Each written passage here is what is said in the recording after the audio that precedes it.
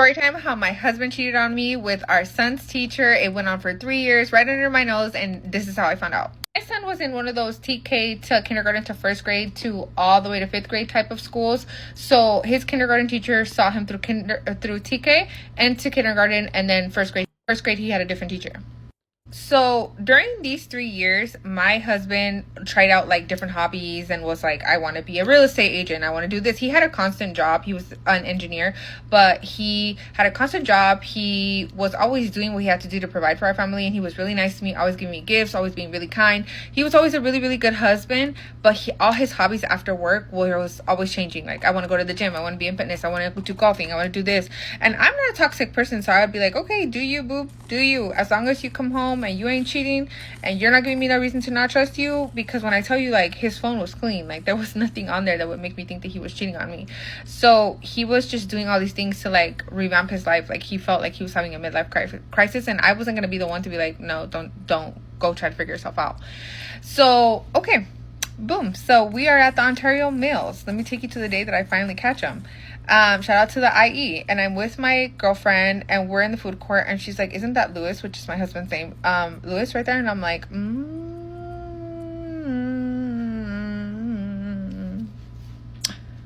that is Lewis with the kindergarten teacher. Okay, all right. So I'm thinking, what am I gonna do? Am I gonna run up Medea style and be like, what the F, beep, beep, beep, beep, beep, beep, beep, beep, beep, beep? Or am I going to sit here quietly and calculate what the next move is? I decided to sit there quietly and calculate what the next move is. And I was taking pictures and I was videotaping and I was in it for the plot because I thought it was comical that this was happening to me after everything he told me about his ex-wife. I thought, oh my God, I cannot believe this is happening to me. To be clear though, he was separated from his wife. They were still technically married, but it was a paper that was holding them together. They weren't technically together. They were not together. I mean, she said that they were technically like a couple, like a month before he met me or whatever. But technically they were not together. Okay, so this is not my karma. At least I don't feel like it is. So I watch them as they go to the car because I'm wanting to know if he's going to kiss her. He doesn't kiss her. He just hugs her. I watched them for 2 weeks and I catch them going to hotel rooms and I catch them going out to movies, everything. I have everything recorded, pictures, everything that you could think of. This woman is also married herself, okay? My husband during this time is still so nice to me, still buying me things, flowers, looking for me in the bedroom, kissing me, hugging me, cuddling with me, the best dad ever. And I'm thinking, like, is this life right now? Is this life in 2024? Is this life in 2025? Is this what we're going to be doing? Are we just supposed to be okay with our man cheating? For a couple of days there, I was like, well, he still acts the same. Maybe I should just let him live his life and let him be cheating on me as long as he's paying the bills and treating me right.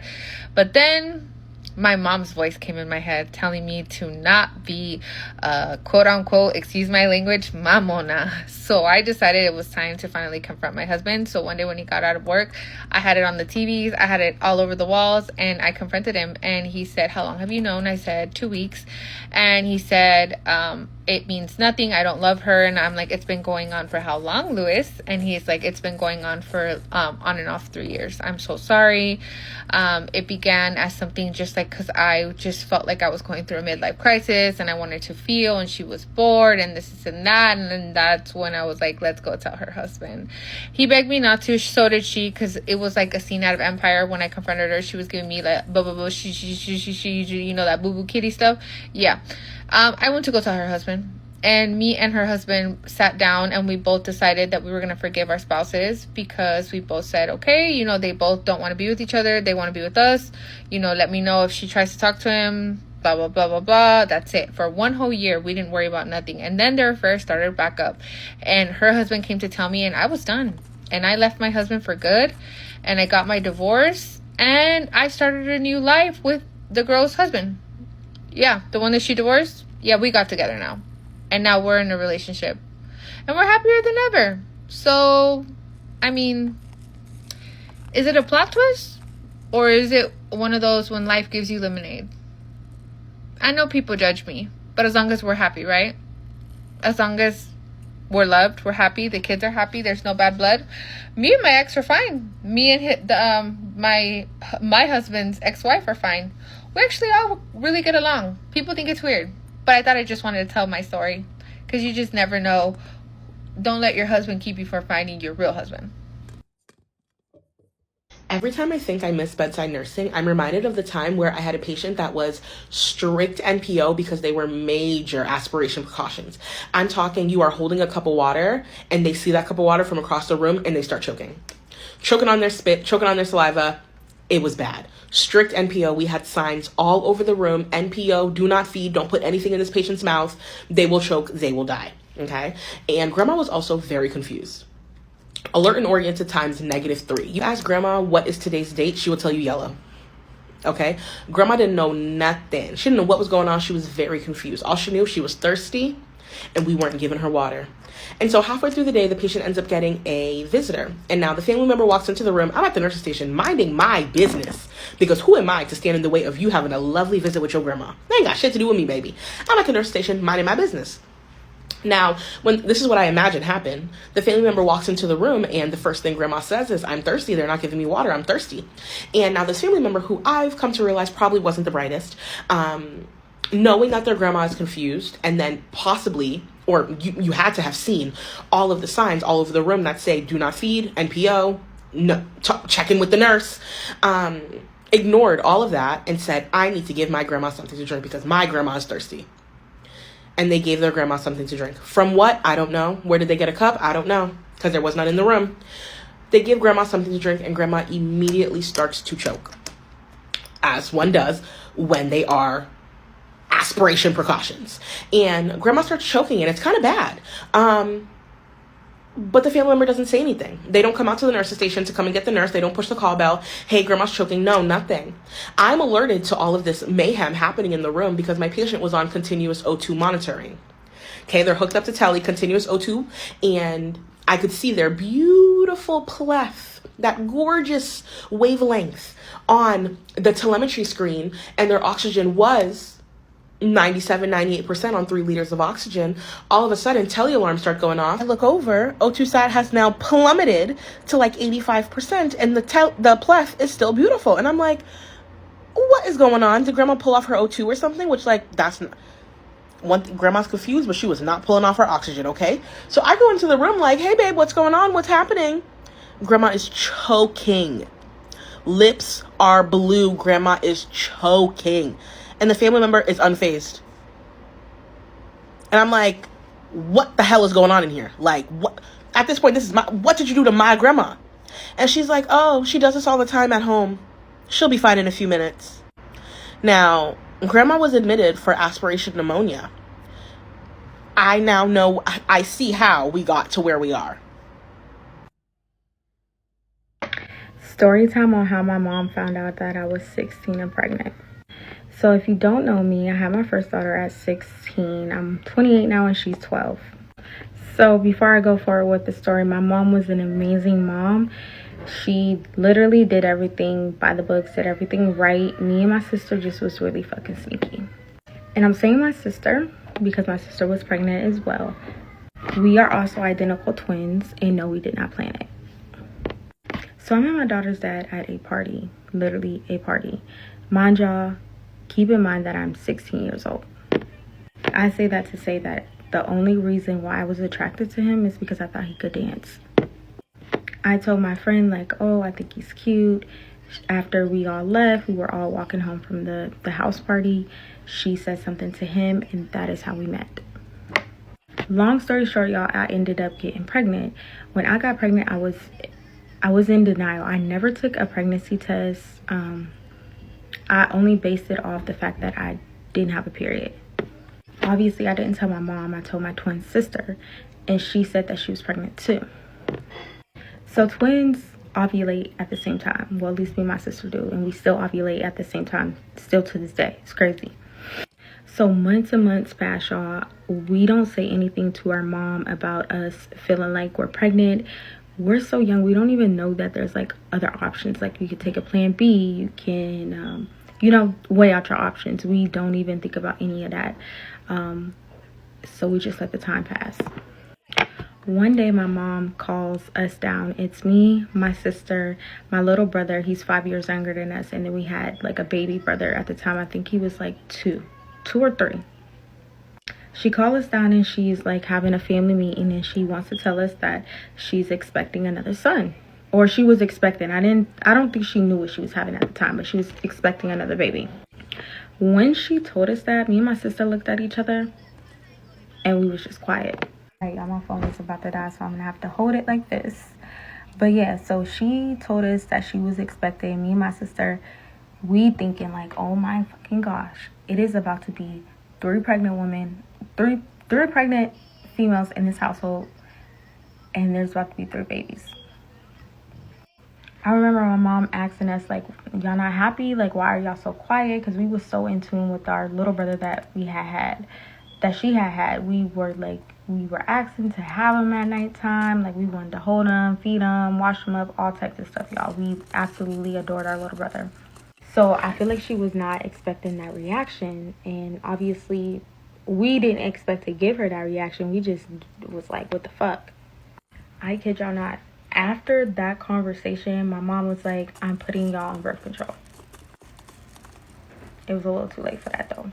So she takes us to our PCP, and she's like super cool with our PCP. She comes to the appointment, and when you get put on birth control, you have to take a pregnancy test before you get on the birth control. I don't even know why that wasn't clicking for me and my sister. We didn't even think about that. We knew at this appointment that she was going to find out that we was pregnant, and that's all we was thinking about. So we take the test. After we take the test, our doctor comes back into the room, and she's like beet red, y'all. Beet fucking red. Me and my sister just like looking at each other, talking to each other, like twin shit. Like, we like, shit is about to hit the fan. She's like, Keisha, both of the girls are pregnant. All right, so we left off. The doctor had came in. She was beet red, y'all. Beet red. And she said that both of the girls are pregnant. That's exactly how she said it. She was like, both of the girls are pregnant. I'm looking at my sister looking at me, the doctor looking at my mom. We don't know, nobody knows what's about to happen. Like, it's a awkward silence. And I just remember my mom, she just started crying. Now, y'all gotta remember, my mom was pregnant, so her hormones was everywhere. So her first reaction was to cry. Like, it was like a sad thing. Like, not one, but both of her girls are pregnant. What made matters worse, though, y'all, was the fact that me and my sister was so far along. I remember the doctor saying, like, this is a serious situation. They need to go to an OB immediately because they are pretty far.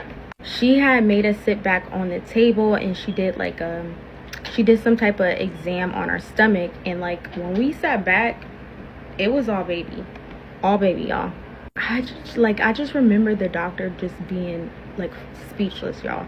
She couldn't say anything. She was literally speechless. Like, it was like, wow, like she had never seen anything like this. So I remember, like, we stepped out of the room.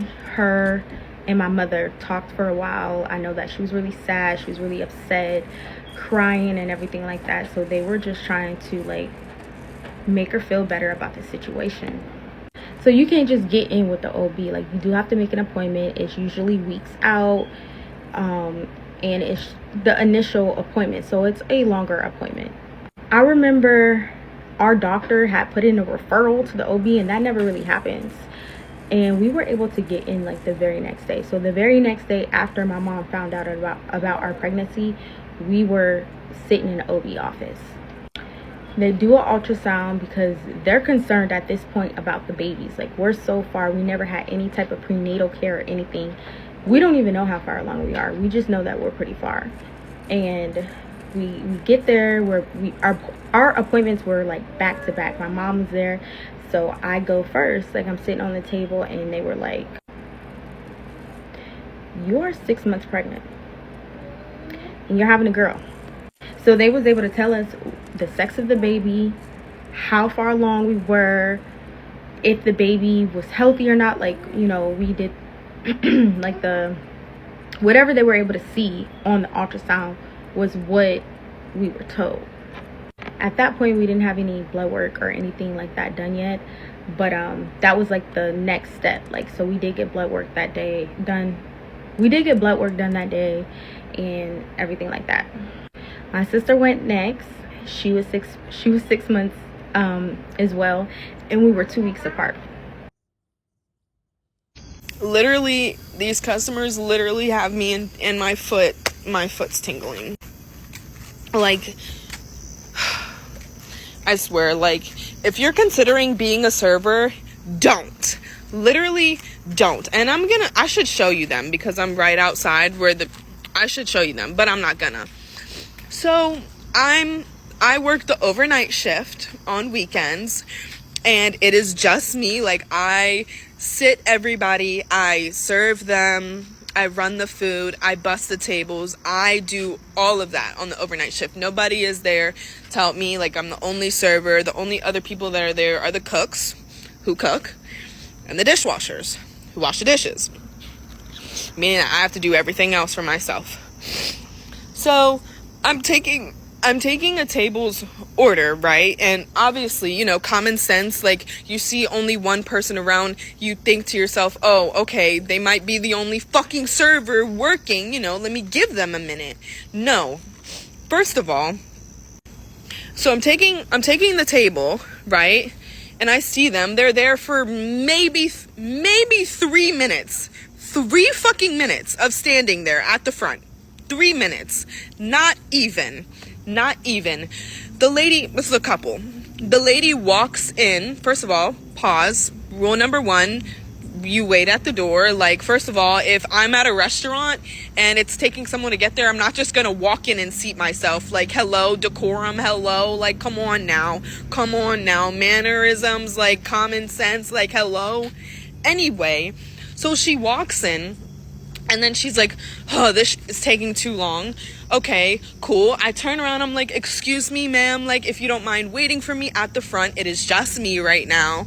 Like, if you could just give me a second, I'll be right there. Literally, I was literally done taking the table's order, and I literally tried to pick up the menus. I was literally going to be there in the next 30 seconds.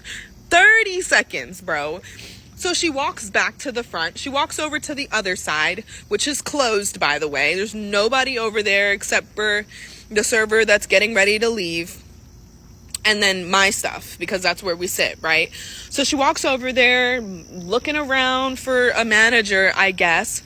So I walk over there and I'm like, can I help you?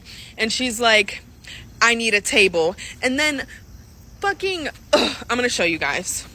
Okay, pretend that this is my arm, right? She's like, I need a table. First of all, who are you throwing a menu at? Who are you throwing a menu at? Because now you're getting mad disrespectful because you had to wait 3 minutes to be sat? Like, I'm like, excuse me, ma'am, I really don't appreciate your disrespect. I am the only server here. Like, I have to do everything myself, so it is going to take a little bit longer. Like, I don't know what you expect. And then she wants to continue with the attitude, and I'm like, okay, I really don't have the patience for this, and if I serve you, I'm going to check you and go the fuck off on you, bro, and I'm gonna lose my fucking job right then and there based off my words, because I promise you it would have got ugly real fucking quickly. So I'm like, I'm sorry, but I refuse to serve you. Like, you are not welcome here. Like, you can come back at another time when I'm not your server, but right now I am not serving you. I can promise you that, because you're either gonna leave or you're gonna get slapped. It's one or the other. I'll let you pick. I will let you pick. Anyway, so after I tell her that I don't appreciate after I tell her I don't appreciate her attitude and stuff like that, and like, it's only me working, blah blah blah blah blah, attitude continues, the disrespect continues. Mind you, I am being literally so polite, and like, oh my gosh, if you know me, like, you know, like, I'm quick to go off on somebody. Like, it took everything in my soul not to go off on this woman right now. I'm like, I cannot deal with this. Like, I am not taking you. Like, I'm sorry, but I am not taking you. And then I proceeded to sit the people behind them. Like, there's a whole 3-top behind them, literally just waiting patiently. Like, you're clearly the issue. You are clearly the issue, because like you're the only one complaining. There are people behind you that aren't even mad. Like, anybody with a brain can look around and observe and see it's 11 p.m. Like, why would we have multiple servers at 11 p.m.? Like, it's just me. And the fact that you, like, I told you it's just me and that things take a little longer and you still want to be disrespectful. And mind you, they own a restaurant, so it's like, oh, so you know how this works, and that's still how you want to come, is crazy. First of all, if you own a restaurant, you should know maybe you shouldn't come into a fucking restaurant disrespectful as fuck and expect to be fucking seated, bro. Like, you're not gonna fucking throw a fucking menu at me and then expect to be seated. And I don't know what the fuck bullshit she told her husband, but I know for a fact that she switched that fucking story up real fucking quickly, bro. And she's so lucky I didn't record. Next time I'm literally recording, because people love to be in the wrong and then want to switch the fucking story to make them be in the right. Like, people love to do that. Anyway, she was like, I need a manager. I was like, I got you with the manager, boo. I got you with the manager. Like, and I walked up to her and my manager. I was like, you need to check this bitch. You need to fucking check that bitch, because she's disrespectful as fuck. And it's like, bro, just because I'm your server and you're the customer does not mean you can come in here any type of way, speaking to me any kind of way. It is respect. It is respect. Like, I deserve respect. You deserve respect. So you're not going to come at me crazy and disrespect me and then get pissed that I don't want to serve you because you're a disrespectful piece of shit. And honestly, it wouldn't have been so bad if she didn't fucking try and fucking smack the menu in my hand. Like, you're being way too disrespectful for something that's never. So, update, I'm probably going to lose my job. I know I'm going to lose my job. It's just a matter of the next day I see the general manager. I know she's going to fire me because they said one more corporate complaint and you're done. And they already said that they're putting a complaint. They tried to pull the race card. They're Hispanic. Because I said you're not welcome here. I didn't mean you're not welcome here as in you can never come back. Like, of course, people want to take things however I want to take them. What I meant is that I am not going to serve you right now. Like, you're disrespectful. And honestly, you really shouldn't be welcome here because you are entitled and you think you can come into a restaurant however you please. But besides the point. Wrap my knee with me while I tell you guys how I was essayed by a girl in 6th grade. Click one side of the screen to speed up. I don't know which side it is. Okay, so in 6th grade, I had this boyfriend. We're gonna call him Water Bottle because that is what me and my friends call him at the time. So me and Water Bottle were like dating. You know how relationships go when you're younger. It wasn't anything like serious or anything like that because I was never that type of child. And it was, I want to say, Christmas break coming up, and I had a teacher. And he was a pretty cool teacher, and we were watching a movie before Christmas break, and in my classroom, like, you could sit on the desk during movies and whatnot. So I'm sitting on a desk, and my boyfriend at the time is like sitting in a chair. So like, obviously I'm higher up than him because I'm sitting on a desk. There was this girl who had been bullying me at the time. Okay, so we're gonna call her Box Braids because I don't want to give her real name. She is very much probably still a bully.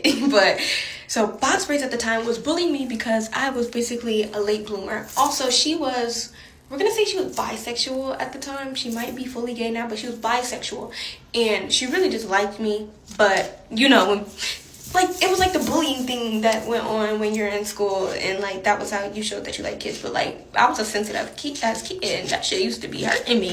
So, like, we were on, like, the walkathon, and she would always talk about how I had no booze. But, like, who cares? They came in when they needed to come in. Mind you, she was held back, like, 1 or 2 years. So, obviously, she was, like, gonna be more developed than the people in my classroom.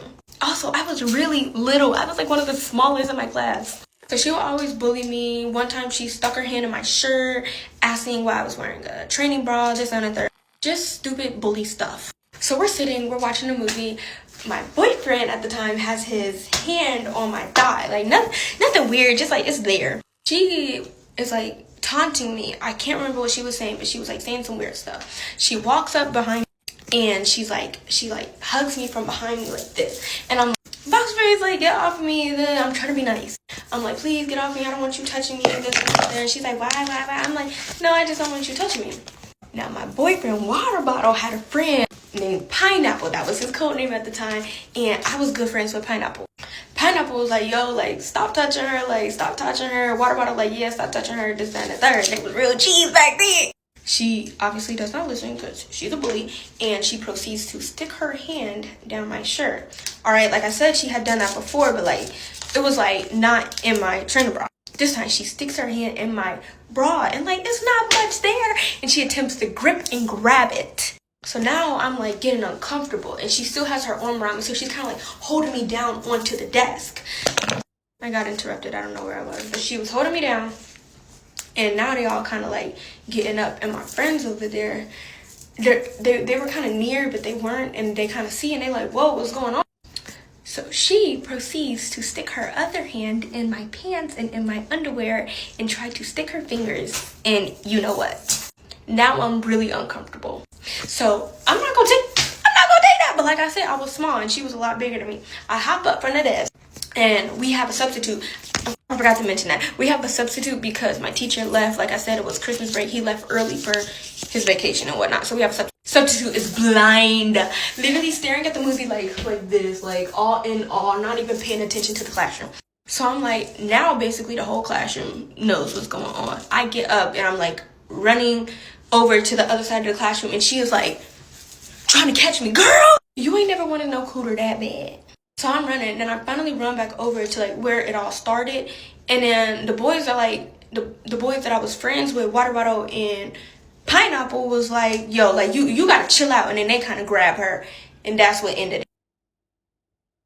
My boyfriend of 5 years cheated on me, left me for another girl, and now he's back, so this is how I'm planning to get revenge on him. We have known each other since we were 5 years old, but we've only been in a relationship for 5 years, and last November, he all of a sudden says that he wants to break up with me because he fell in love with someone else. So when he told me this, I am absolutely devastated, as you can imagine, but I'm definitely not the one to chase. So I tried to act really cold, even though I was absolutely broken inside, and I was like, okay, it's your decision. I'm gonna move out. Don't even worry about that. When they say they always come back, they mean it. I didn't think this was gonna be this fast, but 2 months ago, he all of a sudden reaches out and says that he misses me. I hated him and I hate him so much that I was like, okay, this is the perfect time to get a revenge. Little does he know that I'm saving $500 on his dime every month until I eventually leave him. Little does he know that I created a fake Snapchat and added his father, and now his father is cheating on his mother with my fake profile. I mean, I usually don't like to get family involved, but the truth is that his mother took his side and said that it was my fault that he left me because I was such a bad girlfriend. But wouldn't it be ironic? Because if I'm at fault for her son cheating, then she's at fault for her husband cheating on her too. Little does he know I spoke to my rental manager and signed a contract to leave this apartment we're in, which is in my name, in December. The same week he'll be gone on a work trip. Won't it be funny when he comes back from that work trip? Locks are switched, his girlfriend's missing, his stuff in the dumpster, and nowhere to live.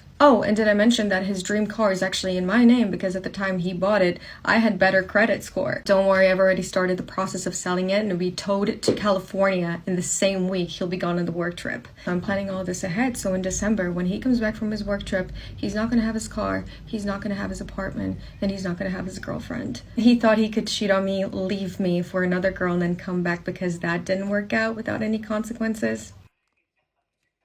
Am I in the wrong for exposing my roommate's OnlyFans to her conservative parents after she stole from me? Before y'all come for me, yes, I know what I did was petty, but hear me out. I, 24 female, have lived with Cassie, 26 female, for about 8 months. We met through a mutual friend and it started off fine, but things got weird around month 3. She started borrowing my clothes without asking, using my skincare, and never replacing anything. I confronted her multiple times and she always brushed it off. You're so dramatic, it's just a little moisturizer. One time she even said, you're so uptight about stuff, you need to relax. Then I noticed $200 missing from my wallet, in cash. I never carry that much, but I had just gotten paid under the table from a side gig.